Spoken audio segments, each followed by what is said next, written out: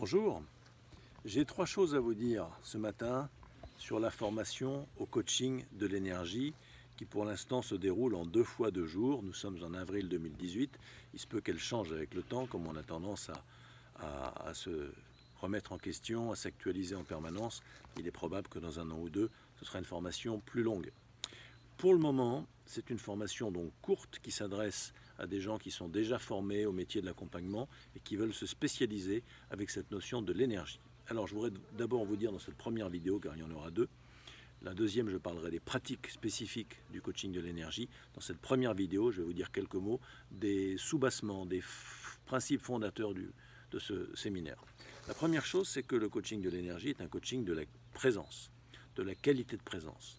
Donc ça, la qualité de présence, qu'est-ce que c'est? C'est une notion qu'on peut, sur laquelle on peut gloser autant qu'on voudra. Pour nous, ce n'est pas une histoire de théorie, c'est une histoire de pratique. Si vous voulez, le coaching, ça se passe dans le vivant, donc dans l'énergie, donc c'est dans la relation. Et pour qu'il y ait relation, il faut au moins que le coach soit présent. Donc le fondement du coaching de l'énergie, c'est la qualité de la présence du coach. Et donc dans cette formation, on vous entraîne à être spécialement dans une qualité de présence, on pourrait dire autrement, dans une authenticité d'être, et donc pour être vrai dans la relation avec l'autre. Alors il y a plein de coachs qui pourraient dire oh ben ça va, ça je connais, ça moi j'ai travaillé sur moi-même, être vrai dans la relation, être authentique, être présent. Eh bien on a une manière spécifique de vous faire envisager cette notion et surtout de vous faire vivre cette expérience. Je vous en parlerai tout à l'heure dans l'autre vidéo. Donc la première chose c'est qualité d'être et qualité de présence dans une qualité relationnelle. La deuxième chose, c'est que le coaching de l'énergie ne rejette pas la notion de spiritualité. En fait, c'est profondément inspiré par la non-dualité. Je trouve que d'opposer les choses les unes aux autres, la laïcité versus la religion versus la spiritualité, la science versus la croyance, tout ça, ça ne nous mène pas bien loin. Il vaut mieux intégrer les choses plutôt que de les opposer et de dire c'est ça ou ça, fromage ou dessert. Il y a la ligne qu'on trace, là c'est la ligne du bien, l'axe du bien. D'un côté c'est nous, les Américains, les Occidentaux, les types chouettes, les gentils comme ils disent dans les films pour se moquer d'eux-mêmes. Et puis de l'autre côté les méchants, ceux qu'on bombarde parce qu'ils ont des armes de destruction massif. Et puis au passage on leur pique leur pétrole. Bon, enfin, faut arrêter de prendre les gens pour des cons quand même. Depuis des siècles et des millénaires que ça dure, qu'on se raconte que les autres sont les barbares, tandis que nous on est les bons, on se rend bien compte que le raisonnement est un peu faible quand même. Il y a très peu d'intelligence derrière cette façon de voir le monde. C'est une façon sectaire, réductrice, dogmatique et violente, et fondamentalement agressive et impérialiste. Si vous avez envie de faire ça dans le coaching, continuez à croire que vous avez raison, d'être qui vous êtes et de faire comme vous faites.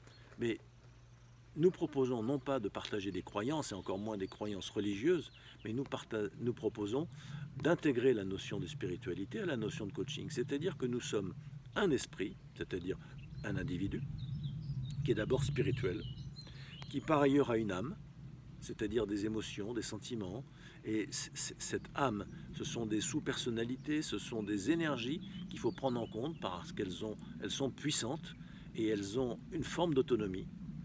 Et on peut peut-être avoir un dialogue avec elles, on peut sans doute avoir une action sur elles. Et puis il y a le corps, et le coaching de l'énergie redonne toute son importance au corps. Alors on n'est pas le seul à le faire, mais l'importance du corps en tant qu'ourlet du complexe corps-âme-esprit que nous sommes.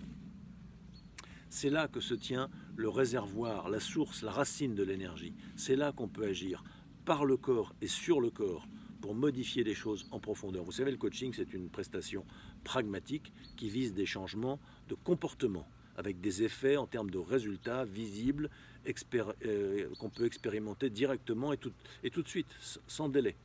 Alors évidemment, il y a des effets plus ou moins à long terme, mais il y a déjà des effets qu'on peut avoir tout de suite pendant la séance et juste après la séance, quand le client se met à mettre en œuvre un certain nombre de décisions qu'il a prises.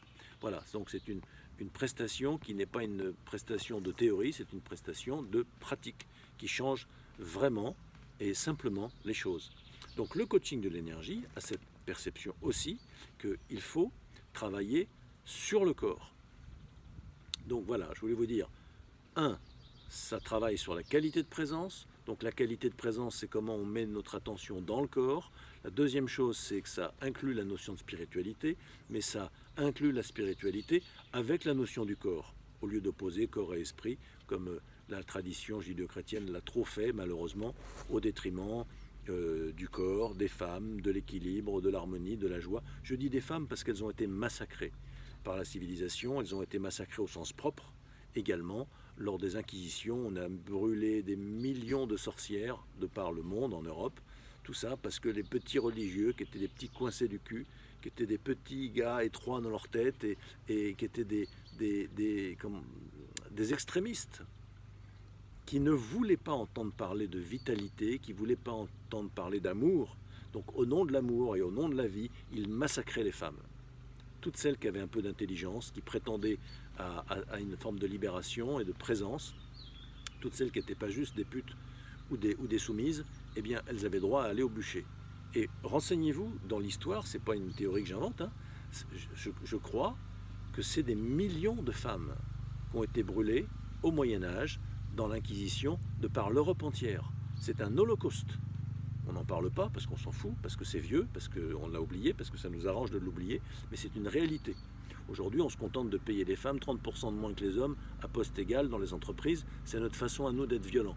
Puis dans le monde, quand elles ne sont pas d'accord pour faire l'amour, on leur jette du vitriol sur le visage, ou on leur excise les seins ou le clitoris, comme ça on est tranquille.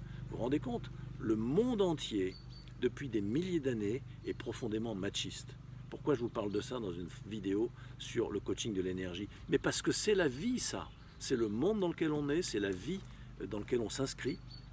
Il serait temps qu'au moins dans le petit monde du coaching qui cherche à être juste et à être vrai, on regarde les choses en face et on se mette à considérer la place de la féminité, la place des émotions, la place de l'intuition, la place du ressenti, la place du corps dans la vie. Voilà le propos du coaching de l'énergie. Alors j'ai encore un petit truc à vous dire, je regarde dans mon petit papier. Oui, on vous parlera aussi dans cette formation du modèle des 4 énergies, parce qu'il est simple, il est puissant, il est structurant, il intervient dans plein d'endroits dans le coaching.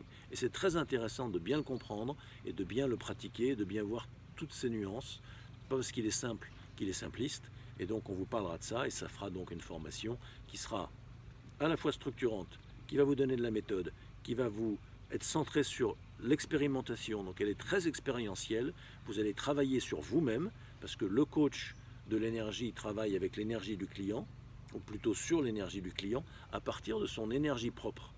On ne prétend pas faire autre chose que de travailler sur nous-mêmes, tandis que le client travaille sur lui-même. Voilà, c'est une question d'alignement, c'est une question d'honnêteté, c'est une question d'authenticité. Voilà, j'en ai fini pour cette première vidéo que je vais interrompre maintenant. À bientôt.